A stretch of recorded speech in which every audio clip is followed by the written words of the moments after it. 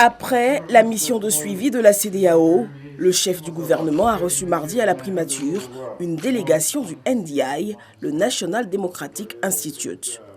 Alors nous avons pu briefer le Premier ministre sur l'ensemble de nos activités par rapport au renforcement de la cohésion sociale, par rapport à la lutte contre la désinformation et par rapport aussi à l'observation nationale que nous comptons faire en appui aux organisations de la société civile ivoirienne. L'Institut s'est aussi penché sur les violences constatées ces derniers jours dans le pays. Il était important que nous évoquions ces questions pour nous imprégner des mesures que le gouvernement est en train d'entreprendre pour que le calme revienne, pour que le dialogue soit renforcé et maintenu avec les autres acteurs politiques et que tout le monde puisse se retrouver dans ce processus pour que les élections se déroulent dans les meilleures conditions possibles.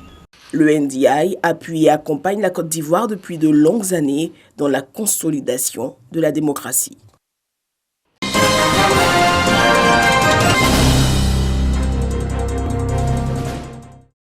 La police nationale met hors d'état de nuire des individus dans le district d'Abidjan et dans la ville de Sikinsi. Une vingtaine de casseurs dont une jeune fille interpellée. La plupart à Anono, dans la commune de Cocody. Il leur a reproché les faits de pose de barricades, d'agression sur les forces de l'ordre et de destruction des biens publics et des biens privés. Dans la commune de Yopougon, un perturbateur de coups a été pris. Outre la commune de Yopougon, celle d'Adjamé a aussi connu des perturbations. Un élève a été interpellé avec une arme blanche. Comme lui, 3 autres perturbateurs de coups ont été pris dans la commune de Port-Boué. Dans la commune d'Abobo, un individu ici sur les rangs a été interpellé pour perturbation de cours, agression d'agents de la CEI à l'arme blanche et vol de cartes d'électeurs. Un autre avait pour mission d'empêcher la distribution des cartes d'électeurs dans un autre centre de la commune d'Abobo. À Sikinsi, 5 ont été interpellés pour pose de barricades et de destruction des biens publics et biens privés. Tous ces individus répondront de leurs actes devant les juridictions compétentes. «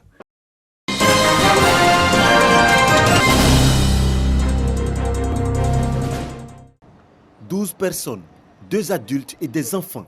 Ces Ivoiriens réfugiés au Togo depuis quelques années regagnent le pays ce lundi 19 octobre.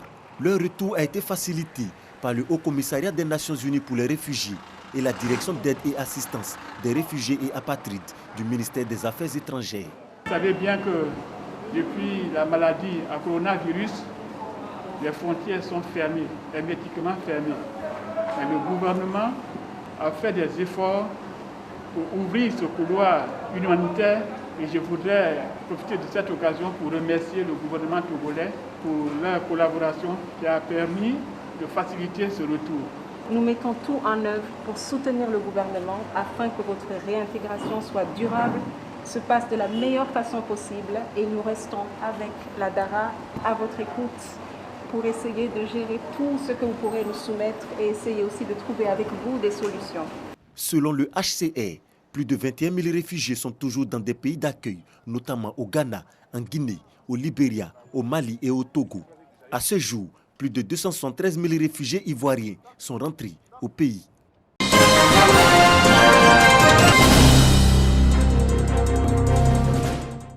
Plus d'1 milliard de tonnes de denrées alimentaires, soit un tiers de la production mondiale gaspillée chaque année, alors que plus de 800 millions de personnes souffrent de faim. Si rien n'est fait dans les années à venir, l'on assistera à l'insécurité alimentaire. La Banque alimentaire de Côte d'Ivoire, une association qui a pour mission d'apporter de l'aide alimentaire aux personnes en situation de précarité, veut jouer sa partition dans la sensibilisation sur le gaspillage de nourriture. C'est par les enfants qu'elle ouvre sa caravane de sensibilisation à l'occasion de la Journée mondiale de l'alimentation. Nos enfants représentent l'avenir et la continuité. Ainsi, il importe de leur inculquer les gestes anti-gaspillage alimentaire et de bonnes pratiques nutritionnelles afin qu'ils soient la génération dont les actes et actions changeront les choses. Message bien perçu par les enfants qui ont pris l'engagement de lutter contre le gaspillage alimentaire. Le gaspillage n'est pas bon. Quand on a la nourriture et qu'on ne peut pas terminer tout, on peut partir donner à la banque alimentaire de Côte d'Ivoire pour qu'on soit donné aux enfants qui n'ont pas de nourriture.